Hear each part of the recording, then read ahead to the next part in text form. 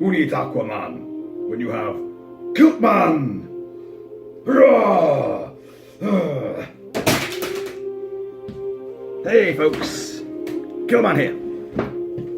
And we're going deep underwater. We're going to go in depth on Aquaman! Yes, at long last, Kilt-Man's going to deliver that much promised review of the awesome DC Jason Momoa action movie Aquaman. Yeah, now, I'm not going to go into a huge, Marvel versus DC. He turned the soundtrack down. Rupert Gregson Williams did the soundtrack to Aquaman, and it's fabulous. I'm not going to go into who's better, DC or Marvel. It's Marvel. We all know that. DC made a complete fucking hash of their movies up until Wonder Woman. In their pell-mell, roller coaster ride to try and catch up with Marvel's Avengers, they had to get their Justice League off the ground. And they crammed everything in dead quick, bringing Man of Steel and then Batman versus Superman and the death of Superman, and then quickly bring the Flash in and Cyborg and fucking hell. It was a complete and utter clusterfuck, I think is the term. But they seem to find their feet with Wonder Woman. Gal Gadot is awesome. It's a colourful movie. It told a good story, a good origin story. It was action-packed, and it had a good sense of humour to it as well. They learned from that. Justice League was not as bad as I thought it was going to be, I'll be honest. I did get some entertainment out of it, but mainly because of that guy, Jason Momoa, as King of the Oceans and the Lord of the Seven Seas, because he don't take himself too seriously. He has epic fun portraying the character of what is one of the comicdom's most ridiculous goofball characters you could ever imagine.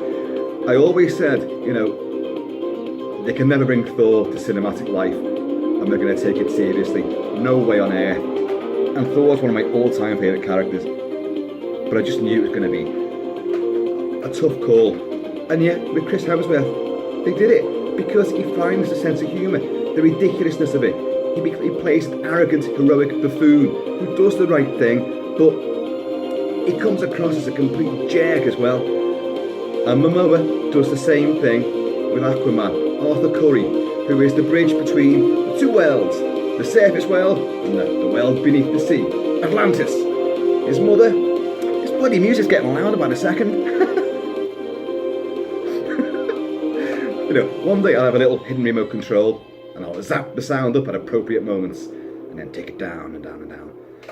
Yeah. Queen Atlantean, played by the ever-luminous Nicole Kidman, gets washed up on the rocks. And folks, when Nicole Kidman gets washed up on your rocks, you just got to go and sort her out, haven't you? So, a de-aged Tamura Morrison from Once Were Warriors and Jango Fett from those lamentable bloody Star Wars prequels. He's a lighthouse keeper in Amnesty Bay, Maine. It's really Australia. They filmed it all in Australia, but hey, it doesn't really matter. But so he discovers it, brings her back in, and her backstory comes out. She's had an arranged marriage with King, fucking whatever his name is. Didn't want that. Fought her way out of Atlantis, gets washed up on his rocks. So he takes her in, and a begrudging sort of ill-fated love affair takes place. The result of which is Arthur Curry, the young Jason Momoa. Well, he's not played by a young Jason Momoa, he's played by a little curly-headed kid. Looks like Mo Salah, in fact. Mo Salah, who has just scored in the Liverpool-Chelsea game. Yes, Liverpool got in there. 2-0, 2-0. Come on now. But I digress. And but this is like an ill-fated and illegal sort of love.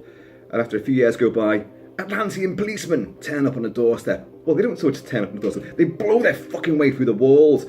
And Queen Atlantean, with her trident, better than my effort, manages to take them all out. But she knows that they're in trouble. She must return to Atlantis to go and see this king. She's betrothed to him, and they're not going to forget. As she says to him, next time they'll come with an army. So we've got to keep little Arthur, safe.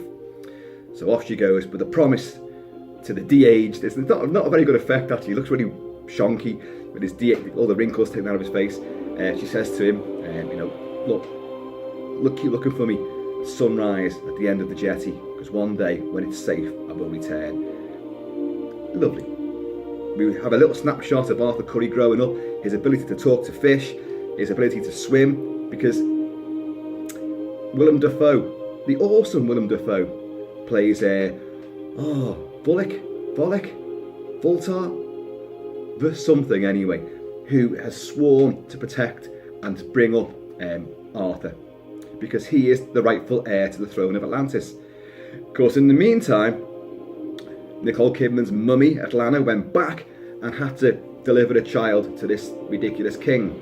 And that becomes Arthur's half-brother, who is actually King Orm, because he then sits on the throne. Because in revenge, because they then find out that Atlanta had a kid on the surface, so she's in trouble. She gets sacrificed to the trench. Because, as we learn, in the sinking of Atlantis, because of all their technology, they got a bit ambitious, and it basically blew their own island up, and it sank beneath the sea. And but the power that they had, and this is kind of glossed over as well, and it's kind of like, well, okay, but it's a fantasy. That they didn't all drown. Their technology, the power source in the mighty Trident of the original king of Atlantis, this mythical fucking Trident, the power that it bestowed made it all the Atlanteans able to breathe underwater. Not only breathe underwater, but talk as well, and have amazing technology.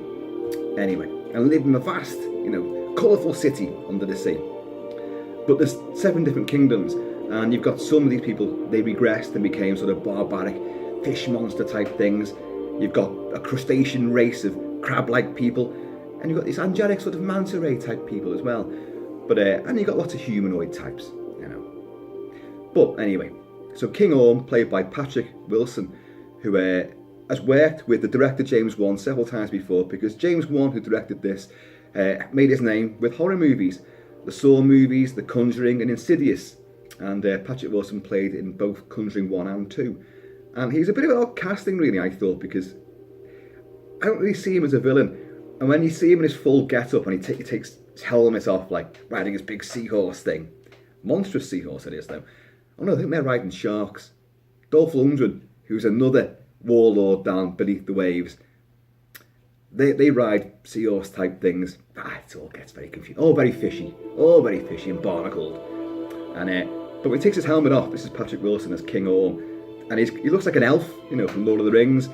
A very bland sort of face, and I couldn't take to him at first. But I've watched the film 3 times all the way through, and I've watched the action scenes separately as well, as you do. And he's kind of grown on me as a character and as a performer in the film. So, but you've got Willem Dafoe, who's pledged allegiance to the Queen Atlanta, who's also King Orm's right-hand man.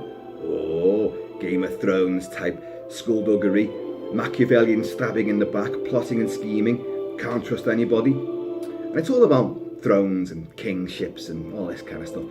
He's vowed to protect and to train young Arthur Curry, so that he at some point will be able to step in back in Atlantis, because he's the rightful heir to the throne, and take over.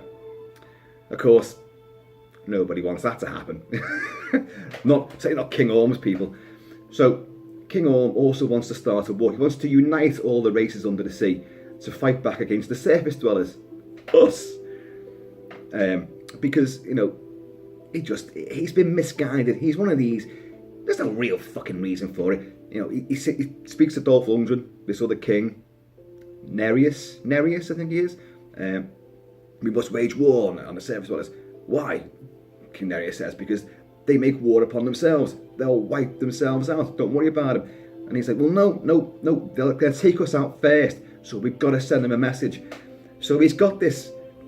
See, there's all the schemes going on. He's got people on topside who are working with him, who are hijacking submarines, so that he can fake an attack on the undersea world and blame it on us topside, and unite the armies and have the greatest military force on the planet. So, and it works. It's a good scheme and it works. But these people that he's got enlisted are a bunch of sort of commando pirates led by, Black Manta, whose name in real life I cannot remember.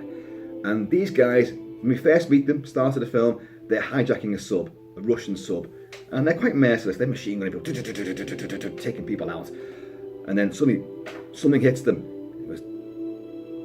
That's not something, that's a man. And it's our first introduction to the fully grown Jason Momoa, tattooed to buggery and back, festooned in bling, hair all over the show, big fucking beard, Klingon style beard on him as well. Lifts the sub out, woof, gets in, beats the shit out of all of these people, using bulkheads as frisbees, battering them. It's a pretty violent movie, and I like that. And but he will kill Black Manta's father, thereby setting in motion one of these vendettas, because he's pinned underneath a torpedo. He's also been impaled to the wall with a fucking pipe off the wall, which has been thrown like a javelin by Momoa's Aquaman.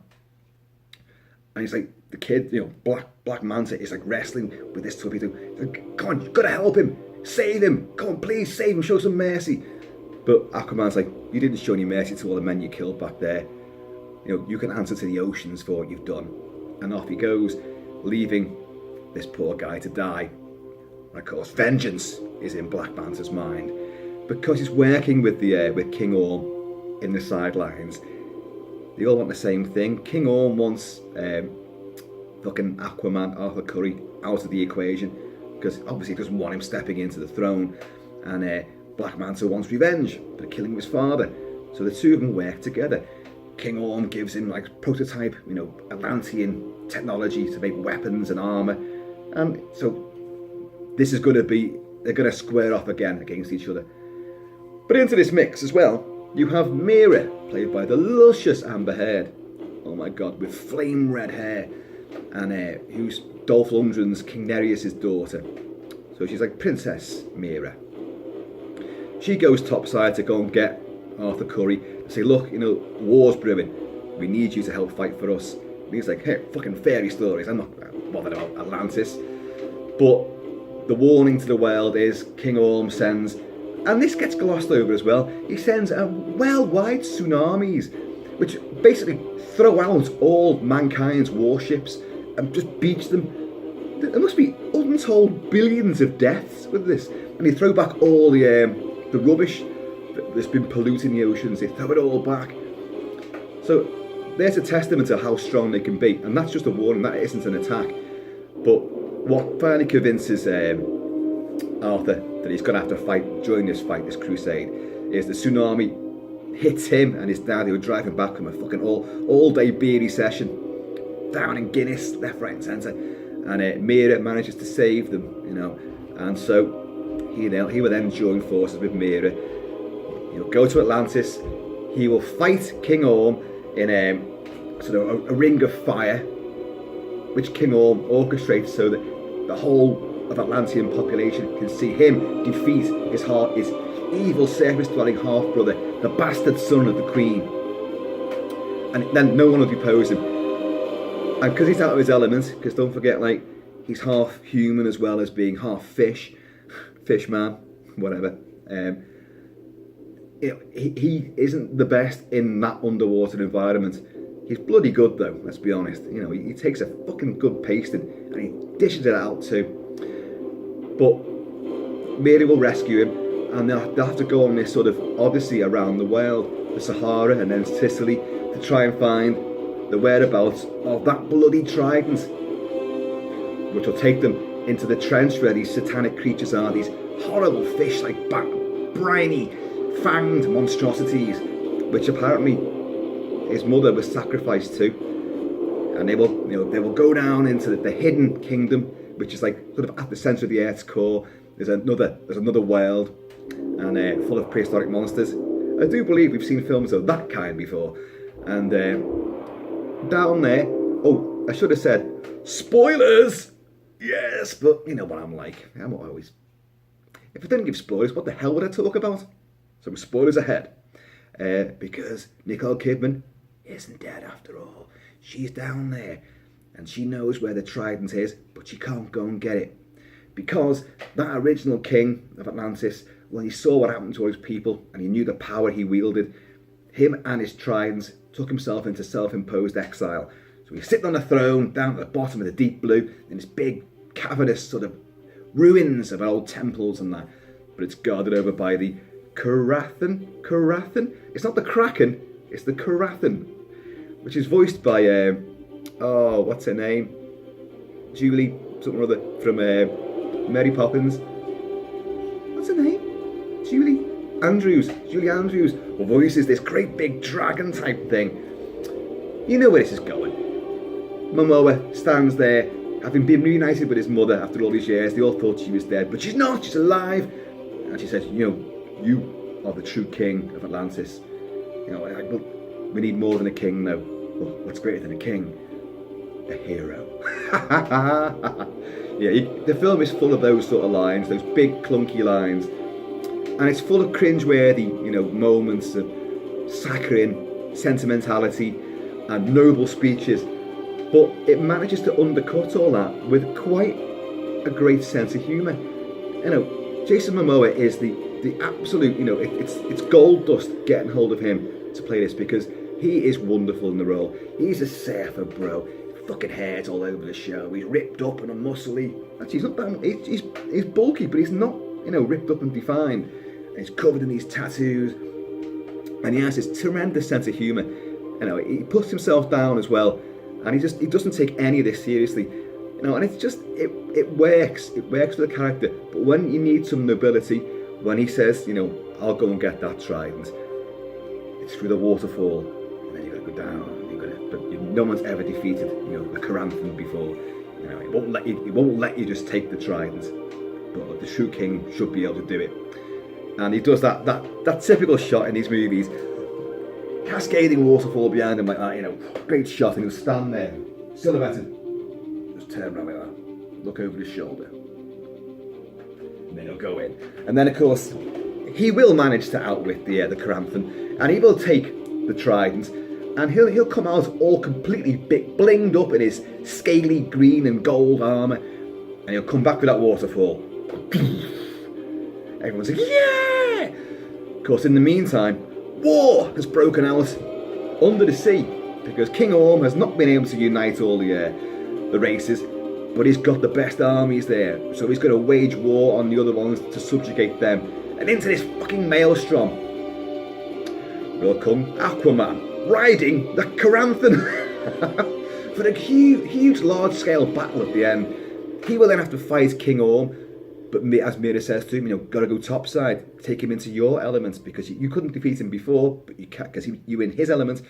Go upstairs, and they do, and you get one of them speeches at the end, of course, which is always one of these, people of Atlantis, we began this day in bloodshed, but now we're in joy.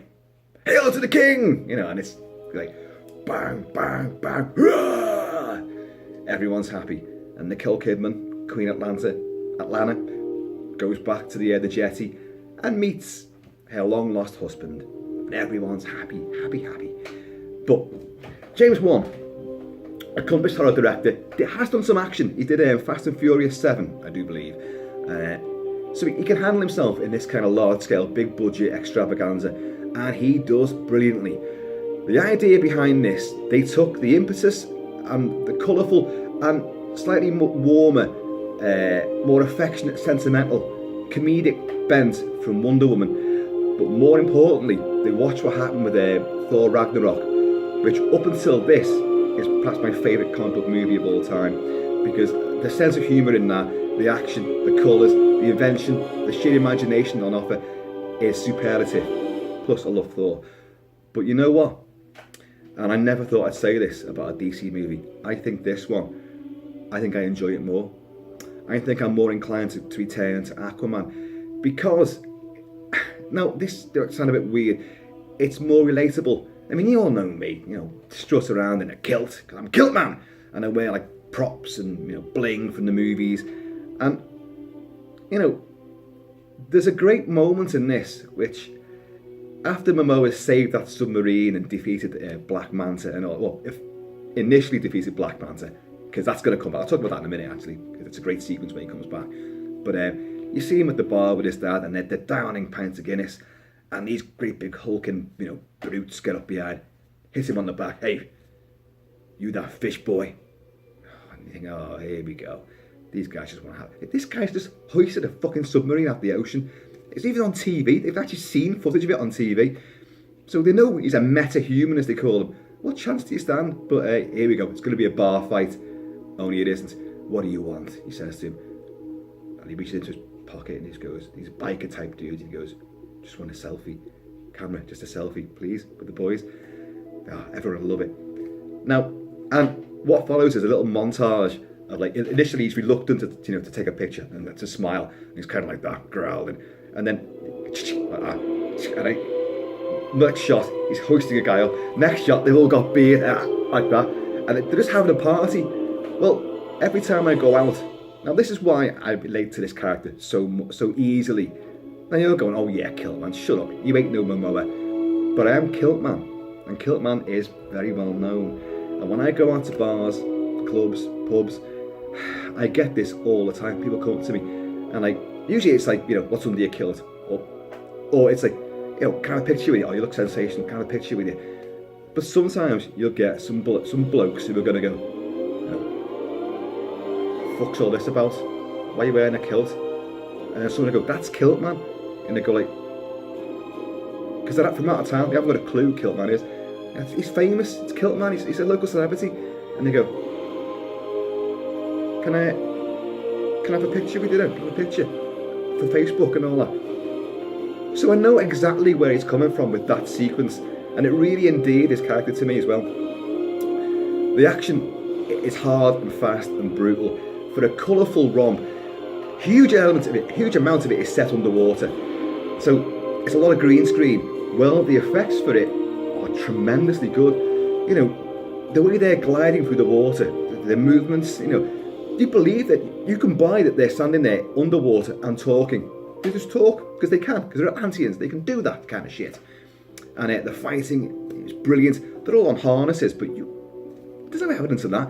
On screen, it looks amazing. DC commit that usual sin that they've done in all their superhero movies, mass destruction. They can't seem to avoid that. Even that early sequence of the Atlantean police coming to arrest Nicole Kidman, she manages to destroy the fucking lighthouse that they live in, by flinging these guys around. It's gratuitous. There's a great sequence because you get action scenes on the land as well. Black Manta pursues Mera and Aquaman to Sicily. Now, in the making of this movie, they went to this lovely, real village in Sicily, and it was perfect. They said, can we film this action sequence here?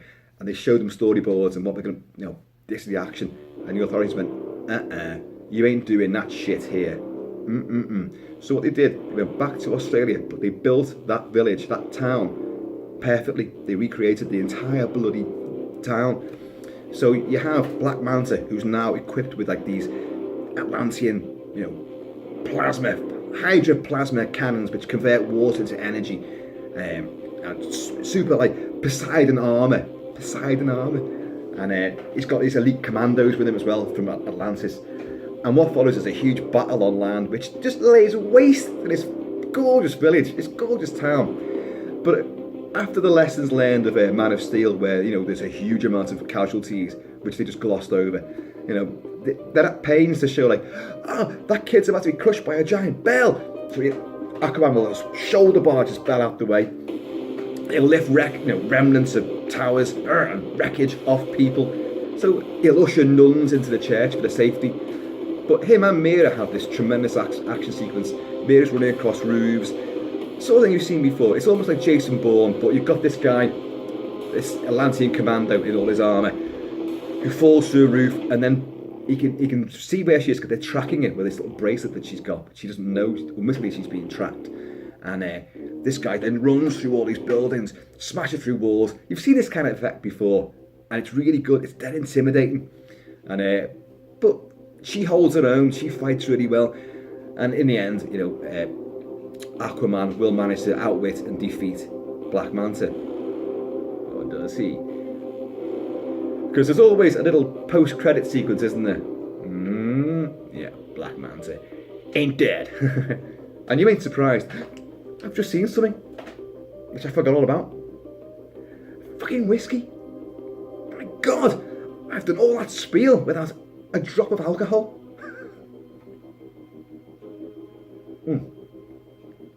Lovely, lovely, lovely. Colourful, action-packed, sense of humour.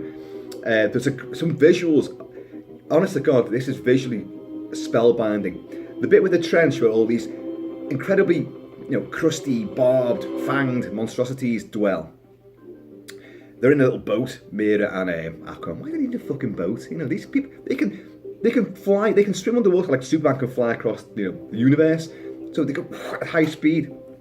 Boat? Why you need boat? Why you need boat when you have outboard boater strapped to your ass? But they end up fighting these things which engulf their boat during a raging storm. But they realise because they're in a deep trench that light, phases them. So Aquaman grabs all the like flares and they dive over because they've got to go down there anyway. And it's an incredibly visual, haunting shot from a distance. You'll see them going underwater like that. This little pale red light, this glow, and around them are millions of these swarming creatures, and they manage to punch a way through it with this little light. Then that goes out, gets another one out, and it's really eerie. It's a really great sequence. And this big Caranthan, because this is a movie of creatures as well. There's so many creature designs, from the things that they ride. Some ride sharks. Willem Dafoe rides a hammerhead shark. Is it you trying to say something about what kind of shark you ride? How big's your shark? Are you compensating with something? But what was I going to say then? What was I going to say? I don't know what it was now. But the battles and the fighting are amazingly good. The thing about he will not save Black Manta's dad. Well, you've got to show some mercy. He's just killed all the men, all your commandos. He picks one guy up and runs down, like a submarine, and they've got all the steel bulkheads, and he runs through a door. So this guy gets fucking mashed against the door as Aquaman comes through. He punches some into bulkheads. He slams these steel hatches into guys' faces. He smashes one into the periscope, boing, like that. Do you expect anyone to get up from that kind of punishment? They're dead, boy. They're dead. All the way gone. Dead, dead, dead. And you expect to show some sympathy to this guy? I think not. But yeah, it's just real good fun. It's a long film as well, but you get your money's worth. There's no sense of tedium. James Wan keeps the action ticking over, and you've got comedy, you've got ridiculous, absurd moments, you've got goofball politics and stupidity, but you've got this self-deprecating sense of humour. You've all seen this sort of thing before, where the hero gets sort of outwitted. He's got to do something he doesn't want to do, or something he's entered into a bargain which is a bit more than he expected, and he'll just go shit, under his breath, deadpan, laconic. But when Momoa does it, it's genuinely funny. It's genuinely laugh out loud. The Ring of Fire. Hey, wait, ring of what? After he's just threatened his brother. Patrick Wilson as well. When at the end, after the big battle, he obviously, kill me, just kill me. Atlanteans show no mercy, we do not forgive. But obviously Momoa's going to go like, well, you may not have noticed, but I'm not one of you, am I? Maybe you're king, but I'm going to show some mercy down here. And then of course, Nicole Kidman will appear again. So, and they're both her sons, she loves them both. And although, it's obviously, a soppy moment, of course it is. But why shouldn't it be? And she walks up, they're on the top of this bloody Atlantean ship in the middle of the fucking ocean. But that's how, Aquaman can outwit him, because he's a surface breather as well.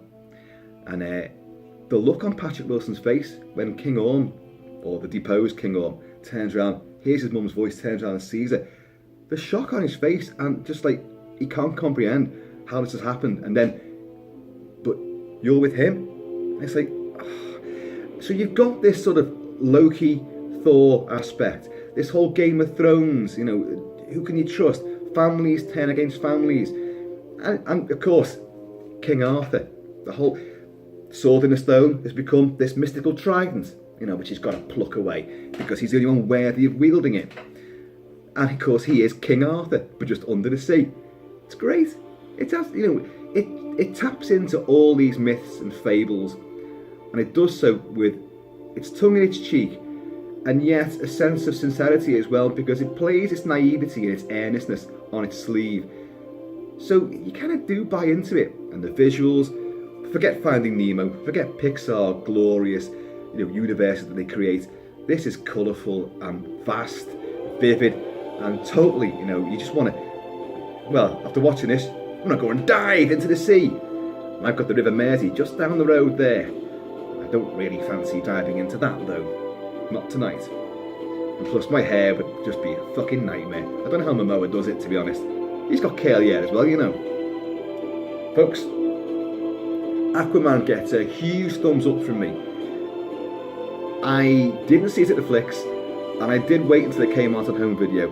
And I got it last week, day it came out, watched it, loved it, and then I've pissed about before getting this review to you. But I've probably said way too much about it, you know, because you haven't seen it, you now know how it ends. But hey, you know, you come to Kilt-Man for everything, warts and all. And all I can do is recommend it wholeheartedly. DC are still way, way behind Marvel. They just simply are. But this is a huge, huge step in the right direction. It's got a sense of humour, it's got heart, it's got action, it's got everything. Oh, and it's even got fabulous bling. By the way, that is Jason Momoa's Arthur Curry Maori Fijian pendant, his Toki pendant. You see in the movie a lot. And do not, folks, if you're going to get one, don't buy the DC licensed one, because it's stamped with Aquaman and DC all over it, as if Aquaman's going to wear his fucking name on it. Like, folks, my video file is going to cut out very, very soon. So, and a great score as well. All that's left for me to say now is, please like and subscribe and share, because Kilt-Man needs his army, his Atlantean army. And I'm going to see you all